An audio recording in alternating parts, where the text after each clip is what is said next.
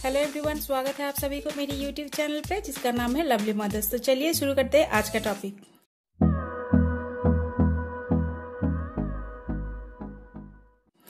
आज का टॉपिक है कि संडे को बच्चों के लिए कैसे यूटिलाइज करें। तो जैसे कि नंबर 1 जो है वो है मार्जिन। मार्जिन को कैसे हम बच्चों को सिखाएं कि देखिए ये जो ब्लैंक कॉपी है, ब्लैंक कॉपी, सो बेसिकली हम लोग ये ब्लैंक कॉपी यूज करते हैं बच्चों के मैथ के लिए। तो आप बोलिए कि हर पेज पे एटलीस्ट 10 या 20 पेज पे संडे के दिन वो मार्जिन एंड डेट, ऊपर में जो डेट है वो डेट दे के रखे। तो ये हो गया फर्स्ट चीज कि ये बच्चे मार्जिन का काम और डेट का काम दे के रखेंगे। अब जो सेकेंड चीज आ गया वो है रिवीजन। तो रिवीजन के लिए आप देखिए कोई भी सब्जेक्ट आप देख लीजिए कि बच्चे का सब्जेक्ट कितना है। तो बच्चे का अगर सब्जेक्ट अगर 8 है तो अगर आप 1 मंथ में हम लोगों को 4 संडे मिलेगा। तो 4 संडे को अगर आप 4 को 8 से डिवाइड करेंगे तो 2 मिलता है। मतलब कि अब हर संडे को बच्चे को आप 2-2 सब्जेक्ट रिवीजन करवा सकते हैं। तो यहाँ पे कंटेंट देख लीजिए कि बच्चे का कितना हुआ है स्कूल में, उस हिसाब से तो आप बच्चे को 2-2 सब्जेक्ट, मतलब कि 1 मॉर्निंग में और 1 इवनिंग में आप सब्जेक्ट करवा सकते हैं। अब चैप्टर वो आपके ऊपर डिपेंड करता है क्योंकि स्कूल में कितना पोर्शन कंप्लीट हुआ है, उस हिसाब से आप 1 चैप्टर या फिर 2 चैप्टर या फिर 3 चैप्टर जो है आप रिवीजन कंप्लीट करवा सकते हैं। रिवीजन बहुत जरूरी होता है। अब थर्ड आता है क्वेश्चन मेकिंग। क्वेश्चन मेकिंग क्या है? जैसे कि आपने एक चैप्टर स्टार्ट किया तो आप बच्चे को जब एक चैप्टर करवा रहे हैं, जैसे कि ये फर्स्ट चैप्टर है, ठीक है, तो देखिए ये फर्स्ट चैप्टर है। तो ये फर्स्ट चैप्टर कंप्लीट करने के बाद आप बच्चे को बोलिए कि वो पूरा टेक्स्ट को पहले से ठीक से पढ़े। टेक्स्ट 1 by 1 हर लाइन को पढ़ना जरूरी है, ठीक है। तो आप बोलिए पहले वो टेक्स्ट पूरा कंप्लीट करे, 1 बार नहीं, 2 बार नहीं, कम से कम 3 बार जो है पूरा वो टेक्स्ट कंप्लीट कर ले। अगर 1 बार में ही समझ में आ जाता है उसको तो कोई बात नहीं, तो आप बोलिए उसको कि 2 बार पढ़ने के लिए। तो अब पढ़ने के बाद बच्चे क्या करेंगे, यहाँ पे देखिए जैसे एक्सरसाइज रहता है बुक में, एक्सरसाइज सॉल्व करेंगे। लेकिन ये एक्सरसाइज सिर्फ सॉल्व करना उसके लिए काफी नहीं है। बच्चे को बोलिए कि ये चैप्टर खत्म करने के बाद हर चैप्टर से वो खुद से एटलीस्ट 10 क्वेश्चन बनाए जिसका आंसर वो खुद लिखेगा। क्वेश्चन भी खुद बनाएगा और आंसर भी खुद लिखेगा। इससे क्या होगा, उसका इंटरेस्ट बढ़ेगा और वो कितने अच्छी तरह से चैप्टर को समझ पाया है ये भी मालूम चल जाएगा, ठीक है। तो आप 10 क्वेश्चन हो या फिर इससे ज्यादा भी हो सकते हैं, उसको बोलिए short question and long question, वो दोनों मिला के वो क्वेश्चन बनाए।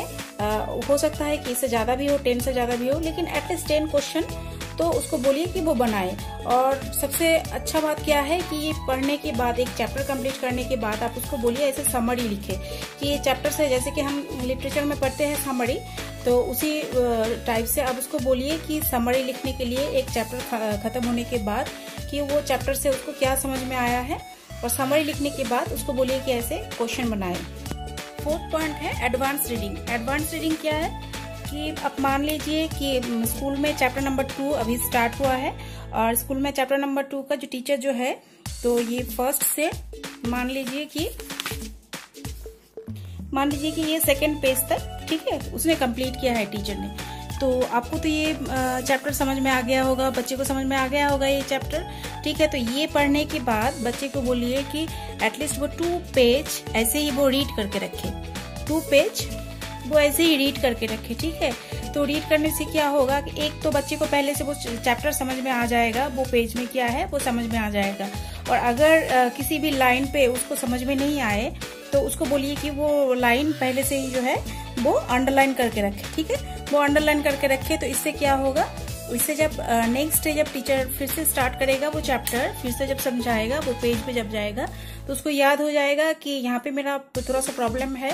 तो टीचर अगर वो क्लियर करता है तो ठीक है, उसको समझ में आ गया। अगर टीचर अगर नहीं क्लियर करता है वो चीज, तो वो खुद से भी पूछ सकते हैं टीचर को कि इस अंडरलाइन किया हुआ सेंटेंस के बारे में, कि इसमें मतलब कि आप टीचर को पूछ सकते हैं कि ये चीज आप प्लीज हमको क्लियर कीजिए, तो यहाँ पे मेरा प्रॉब्लम है।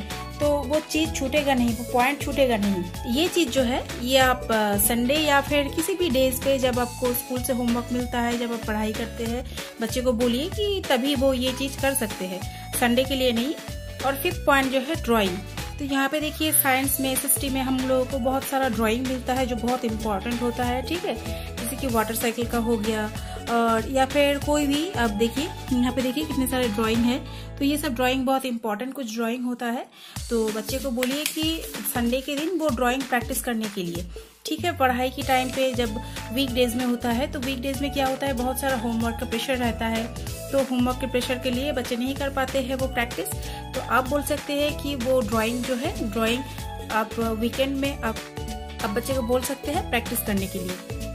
तो ये हो गया मेरा 5th पॉइंट। और भी बहुत छोटी छोटी चीजें हैं, ठीक है। जैसे कि आप बोल सकते हैं बच्चे को कि स्टडी टेबल ऑर्गेनाइज करने के लिए बच्चे को कि अपना स्टडी टेबल को ठीक से ऑर्गेनाइज करके रखे, या फिर आप अपना जो क्लॉथ है वो ठीक से ऑर्गेनाइज करके रखे।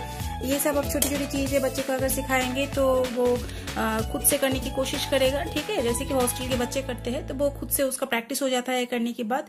इसी टाइप से आप घर में उसको बोल सकते हैं बच्चे को, या फिर देखिए ऐसे जैसे कि कोई पेन स्टैंड होता है तो जिसका इंक खत्म हो जाता है, आप उसको बोलिए, उस पेन को बोलिए कोई नए पेन से उसको रिप्लेस करने के लिए, तो क्लटर फ्री रहेगा ऐसे, ठीक है। या फिर छोटी छोटी चीज जैसे कि प्रोजेक्ट के लिए स्कूल से प्रोजेक्ट मिलता है तो मार्केट बार बार जाना पड़ता है, तो आप बोलिए पहले से ही कुछ चार्ट पेपर, थर्मोकॉल, कार्डबोर्ड, जो भी कुछ चाहिए होता है, कलर, ठीक है। ये सब चीजें आप पहले से ही आप रख सकते हैं बाय करके घर में, तो बार बार आपको मार्केट जाने की जरूरत नहीं होगा, ठीक है। तो ये था मेरा आज का पॉइंट्स।